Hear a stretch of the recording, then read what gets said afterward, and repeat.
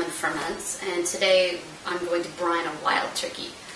So I cleaned out my cooler and I filled it with 2 gallons of water, so that's about 32 cups. And you might need a little more once you put the turkey in to see how much the brine covers it. And I like to add a fermented twist to everything, so I'm going to add some of our sauerkraut brine. This brine is spring sauerkraut, so that's cabbage with nettle, green onions, garlic, lovage, garlic chives, a little bit of thyme and sage, all the things that come up the very first thing in the spring. And that way, all the enzymes and beneficial bacteria will help to break down the tissue and tenderize it a little bit more. Brine turkey is really delicious. It's my favorite way to eat any turkey, wild or domestic, and it really makes it really juicy when you cook it, and the salt kind of permeates through. I don't like dry meat so much, so this is my favorite, hands down, way to eat turkey. Okay, so I'm going to pour in a cup of sea salt, and then it calls for a cup of brown sugar, and I ran out of brown sugar, so I just added some organic sugar, kind of raw cane sugar. And that goes. And then you take 2 oranges and 2 lemons and you quarter them, and that also goes in. And then you can add whatever herbs you like. In the garden I had growing thyme, sage, and rosemary. So you just kind of throw those in to your liking. And then I'm going to add about 4 cups of sauerkraut juice in brine.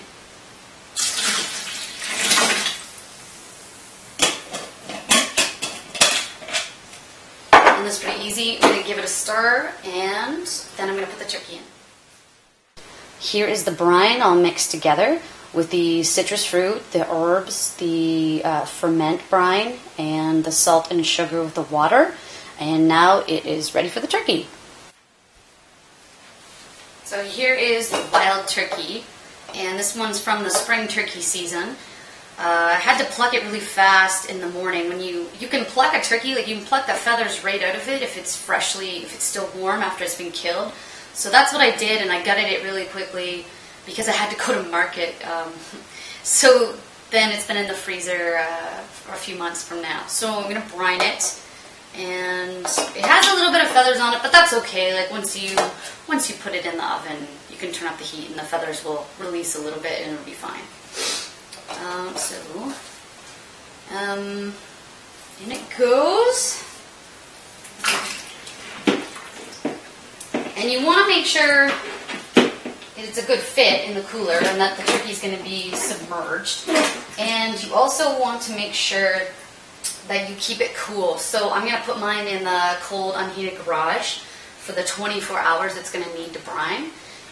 But you can add ice cubes to the brine if you want, just to keep it cool. And you could like put the cooler in the bathtub or somewhere that's convenient for you to check on it. And every once in a while, like get your spoon and stir it up and flip it and rotate it and everything like that. Okay. So here is the turkey submerged in the brine in the cooler. And you've got your citrus, your herbs, your salt, your sugar, and your water. I had to add more water to the cooler in this situation because this turkey is huge. And let's see. So, and you also have your ferment brine in here. Now, if you don't have extra ferment brine or sauerkraut brine, whatever you feel like, you could chuck a whole jar in there if you want it. Now, Pyramid Farm Ferments, we traditionally make sauerkraut and kimchi and cultured foods, so that's vinegar-free. And everything is lacto-fermented. So it's a live cultured food rich in beneficial bacteria and enzymes and nutrients as well. So the turkey is going to sit in here for 24 hours, and we're going to keep it cool, and then we're going to bake it. And I'm excited.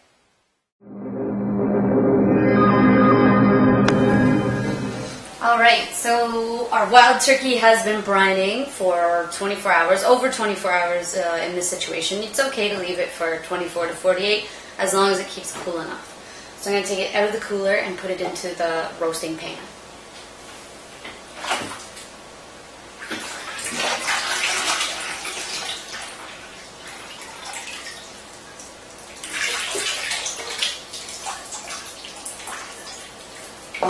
Okay, and there's our new friend. And it smells really, really good. It smells, I can smell the spring sauerkraut herbs all through it, and that's pretty tasty. Okay, so I'm going to put it in the oven, and I will let us take a look at it once it comes out.